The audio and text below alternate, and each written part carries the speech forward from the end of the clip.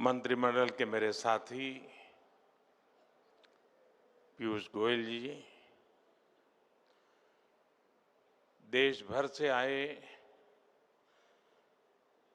Startup ecosystem के मेरे दोस्तों, अन्य महानुभाव, देवी और सज्जनों, आज हम सब एक बहुत खास अवसर पर यहां एकत्रित हुए हैं। नेशनल स्टार्टअप डे का ये अवसर स्टार्टअप फाउंडर्स और इनोवेटर्स का ये समूह मैं अपने सामने नए और विकसित होते भारत का भविष्य देख रहा हूं।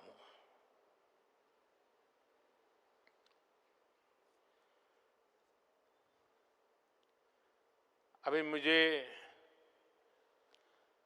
कुछ स्टार्टअप की दुनिया के लोगों से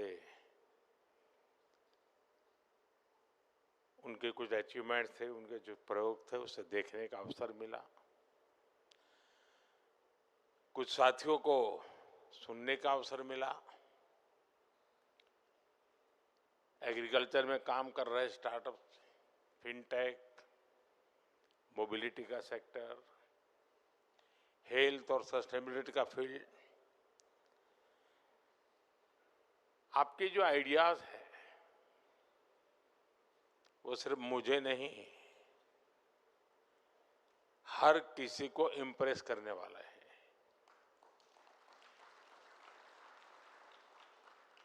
लेकिन मेरे लिए महत्व की जो बात है वो आपका कॉन्फिडेंस और आपके एम्बिशंस, ये मुझे ज्यादा इंप्रेसिव लगे।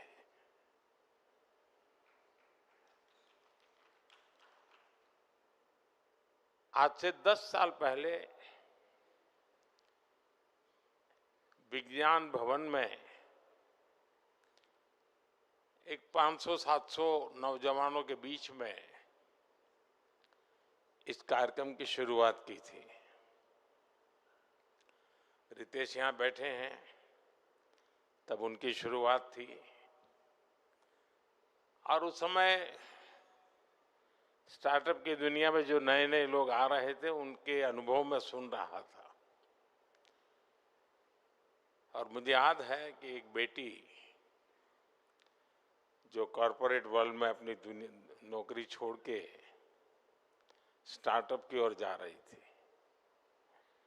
तो नौकरी छोड़ के वो कोलकाता अपने माँ से मिलने गई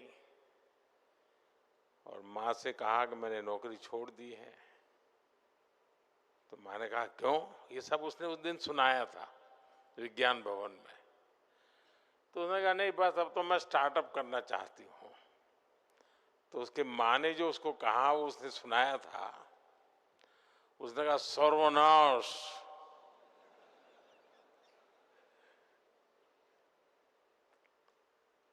ये तुम बर्बादी के रास्ते पर क्यों जा रही हो? स्टार्टअप के संबंध में ये सोच हमारे देश में थी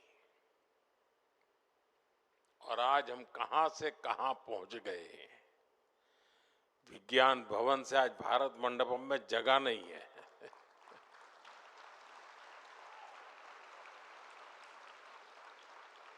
और मेरा सौभाग्य है कि मुझे इस एक सप्ताह में ही देश के नौजवानों से दूसरी बार मिलने का मौका मिल रहा है। अभी 12 जनवरी को युवा दिवस पर मैं देश भर से आए हुए करीब 3000 युवकों से 2-2.5 घंटे तक उनको सुनता रहा था, उनके साथ बैठा था। और आज मुझे आप सबको सुनने का और मेरे देश के नौजवानों को उनकी शक्ति के दर्शन करने का मुझे सौभाग्य मिला है। साथियों, सबसे अहम बात यह है कि भारत के युवाओं का फोकस रियल प्रॉब्लम सॉल्व करने पर है। हमारे वो यंग इनोवेटर्स जिन्होंने नए सपने देखने का साहस दिखाया, मैं उन सभी की बहुत बहुत सराहना करता हूं। साथियों, आज हम स्टार्टअप इंडिया के 10 साल पूरे होने का माइलस्टोन सेलिब्रेट कर रहे हैं।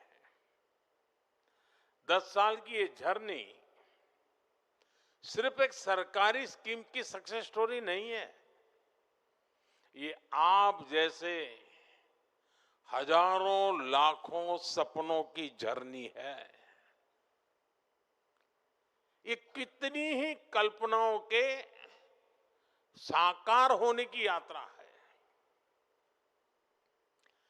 आप याद करिए, 10 साल पहले हालत क्या थे। इंडिविजुअल एफर्ट्स और इनोवेशन के लिए बहुत गुंजाइश ही नहीं थी। हमने उन परिस्थितियों को चैलेंज किया, हमने स्टार्टअप इंडिया प्रोग्राम लॉन्च किया, हमने युवाओं को खुला आसमान दिया और आज नतीजा हमारे सामने है। सिर्फ 10 साल में स्टार्टअप इंडिया मिशन एक रिवॉल्यूशन बन चुका है। भारत आज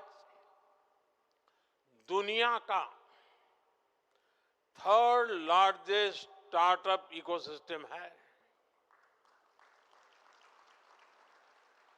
10 साल पहले देश में 500 से भी कम स्टार्टअप्स थे। आज ये संख्या बढ़कर 2 लाख से ज्यादा है। 2014 में भारत में सिर्फ 4 यूनिकॉर्न थे। आज भारत में करीब 125 एक्टिव यूनिकॉर्न है। दुनिया भी आज इस सक्सेस स्टोरी को हैरानी से देख रही है।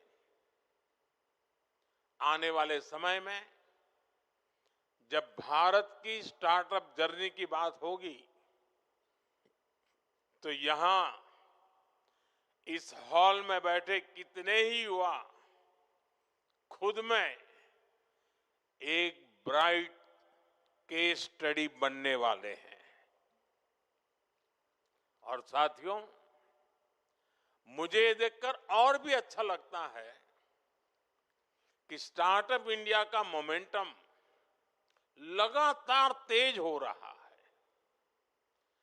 आज के स्टार्टअप यूनिकॉर्न बन रहे हैं, यूनिकॉर्न अपने आईपीओ लॉन्च कर रहे हैं, ज्यादा से ज्यादा जॉब क्रिएट कर रहे हैं। पिछले ही साल यानी 2025 में करीब 44,000 और नए स्टार्टअप रजिस्टर हुए हैं। ये स्टार्टअप इंडिया की शुरुआत के बाद किसी एक साल के सबसे बड़ा जंप है ये आंकड़े इस बात के गवाह है कि हमारे स्टार्टअप इकोसिस्टम इनोवेशन और ग्रोथ को किस तरह ड्राइव कर रहे हैं।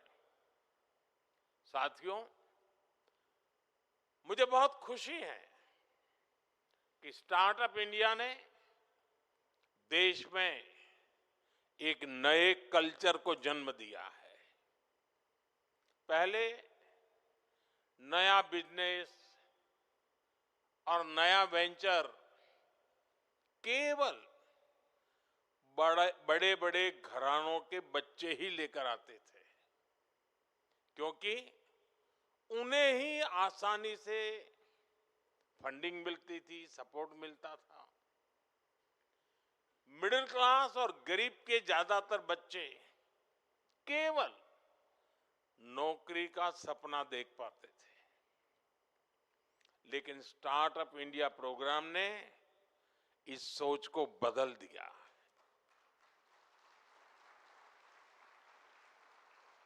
अब टियर 2 और टियर 3 शहरों के, यहां तक कि गांवों के युवा अपने स्टार्टअप खोल रहे हैं और यही युवा आज सबसे ज्यादा जमीनी समस्याओं का समाधान देने की लगातार कोशिश कर रहे हैं। समाज और देश के लिए कुछ करने का ये जज्बा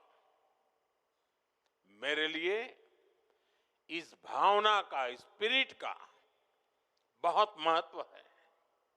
साथियों, इस बदलाव में एक बड़ी भूमिका देश की बेटियों की रही है।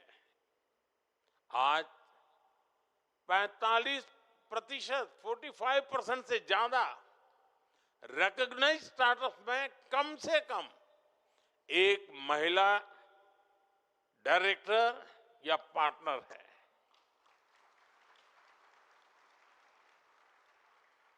विमेन लेड स्टार्टअप फंडिंग के मामले में भारत दुनिया का दूसरा सबसे बड़ा इकोसिस्टम बन चुका है।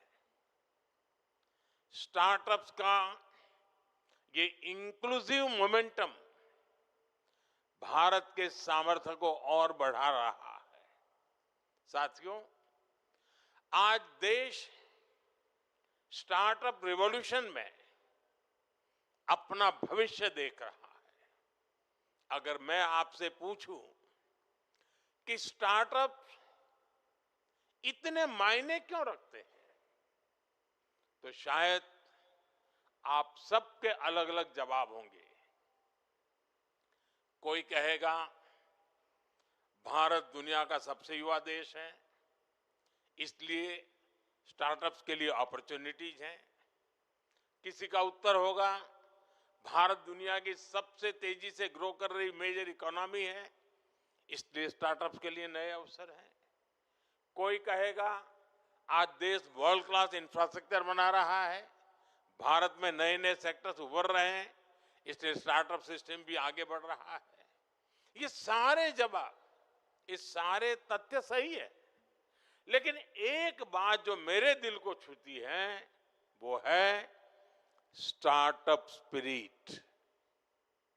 मेरा देश का नौजवान आज कंफर्ट जोन में अपनी जिंदगी गुजारने के लिए तैयार नहीं है। उसे घिसी पीटी लीक पर चलना मंजूर नहीं है।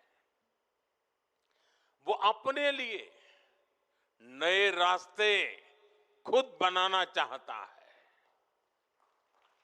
क्योंकि उसे नई मंजिलें चाहिए, नए मुकाम चाहिए। और साथियों, नई मंजिलें मिलती कैसे हैं? उसके लिए हमें परिश्रम की पराकाष्ठा करके दिखानी होती है। और इसलिए हमारे यहां कहा जाता है, उद्यमेन ही सिद्ध्यन्ति कार्याणि न मनोरथै।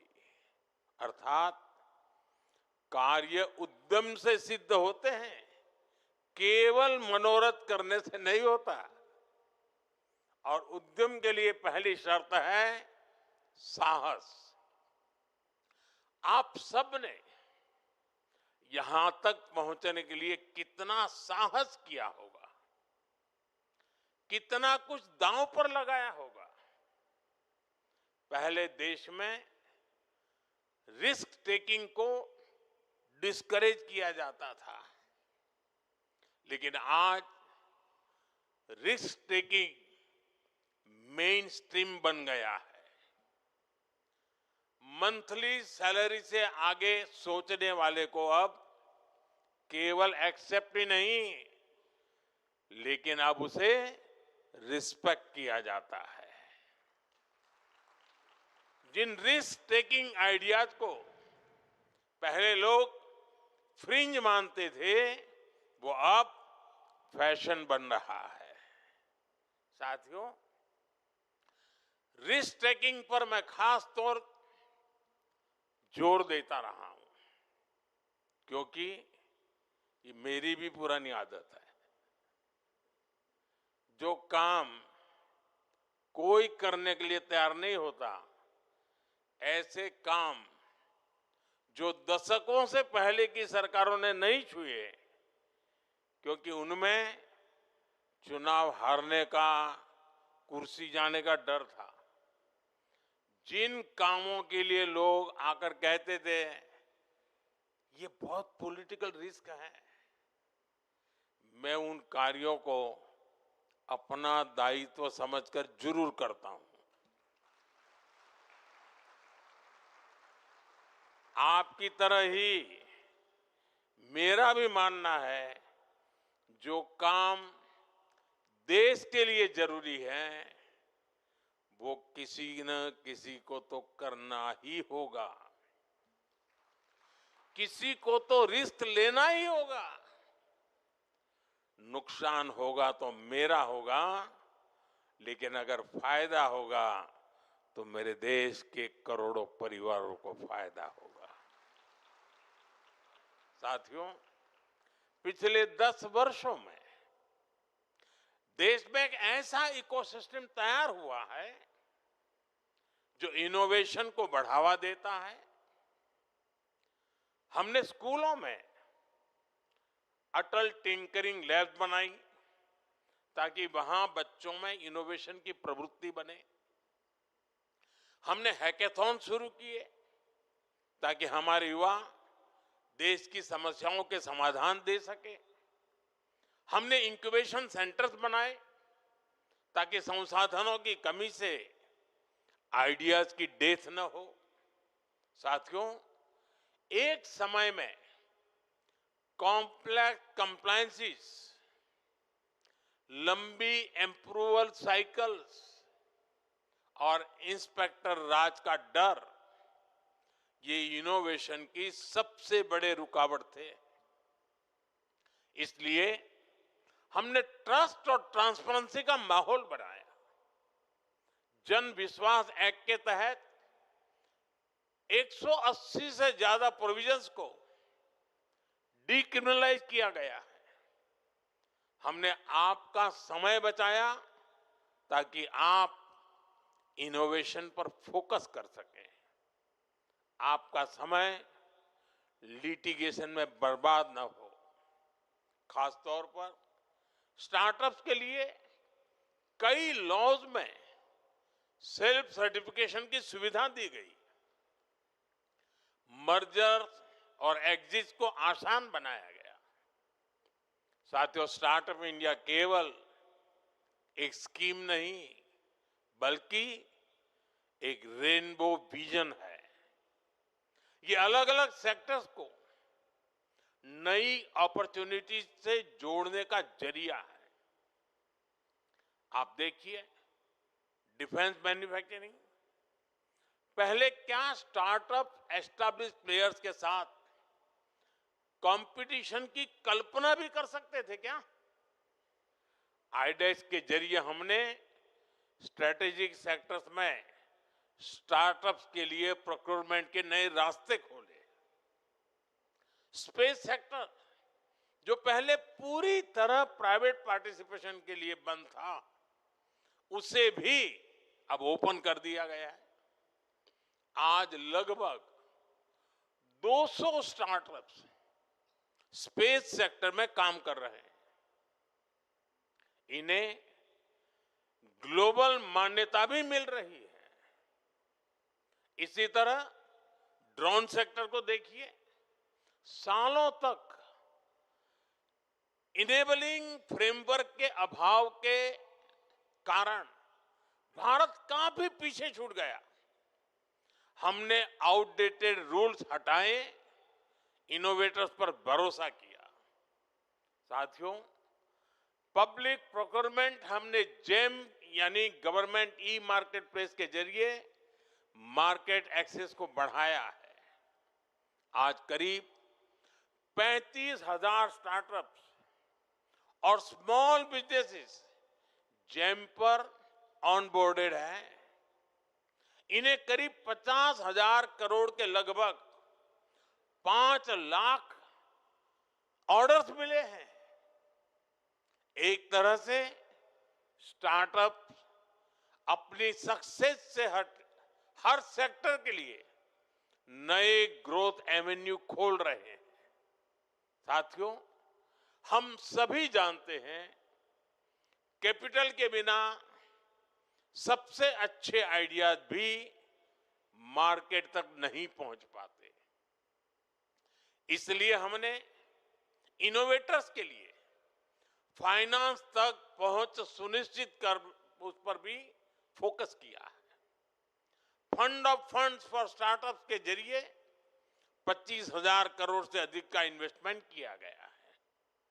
Startup India seed fund, in space seed fund, Nidhi seed support program, ऐसी स्कीम्स के जरिए स्टार्टअप्स को सीड फंडिंग दी जा रही है। क्रेडिट एक्सेस बेहतर बनाने, इसके लिए हमने क्रेडिट गारंटी स्कीम भी शुरू की ताकि कोलेटरल की कमी क्रिएटिविटी के रास्ते में बाधा न बने। साथियों, आज की रिसर्च ही कल की इंटेलेक्चुअल प्रॉपर्टी बनती है। इसी को बढ़ावा देने के लिए हमने 1 लाख करोड़ रुपए की research development and innovation scheme शुरू की है।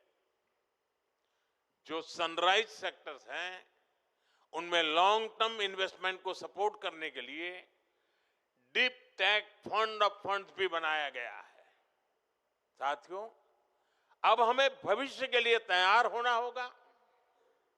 हमें नए आइडियाज पर काम करने की जरूरत है। आज कई ऐसे डोमेन्स उभर रहे हैं जो कल देश में इकोनॉमिक सिक्योरिटी और स्ट्रेटेजिक ऑटोनॉमी में अहम रोल निभाएंगे। एआई का उदाहरण हमारे सामने है। जो राष्ट्र एआई रिवॉल्यूशन में जितना आगे होगा, उसके पास उतना ही एडवांटेज होगा। भारत के लिए ये काम हमारे स्टार्टअप्स को करना है। और आप सबको मालूम होगा, फरवरी में एआई की ग्लोबल कॉन्फ्रेंस हमारे यहां हो रही है। एआई इंपैक्ट समिट हो रही है। वो आप सबके लिए भी बड़ा अवसर है। और मैं जानता हूं इस काम में हाई कंप्यूटिंग कॉस्ट जैसे कितने चैलेंजेस हैं। इंडिया एआई मिशन के जरिए हम इनके सॉल्यूशंस दे रहे हैं। हमने 38,000 से अधिक जीपीयूज ऑन बोर्ड किए हैं। हमारा प्रयास है कि बिग टेक्नोलॉजी स्मॉल स्टार्टअप के लिए भी आसानी से उपलब्ध हो। हम ये भी सुनिश्चित कर रहे हैं कि इंडिजीनियस एआई भारतीय प्रतिभाओं द्वारा भारतीय सर्वर्स पर ही तैयार हो। इसी तरह के प्रयास semiconductors, data centres, green hydrogen और कई अन्य सेक्टर्स में भी किए जा रहे हैं। साथियों, जैसे जैसे हम आगे बढ़ रहे हैं, हमारी एम्बिशन सिर्फ पार्टनरशिप की नहीं रहनी चाहिए। हमें ग्लोबल लीडरशिप का लक्ष्य रखना होगा। आप नए आइडियाज पर काम करें, प्रॉब्लम्स को सॉल्व करें। बीते दशकों में हमने डिजिटल स्टार्टअप में, सर्विस सेक्टर में काफी शानदार काम किया है।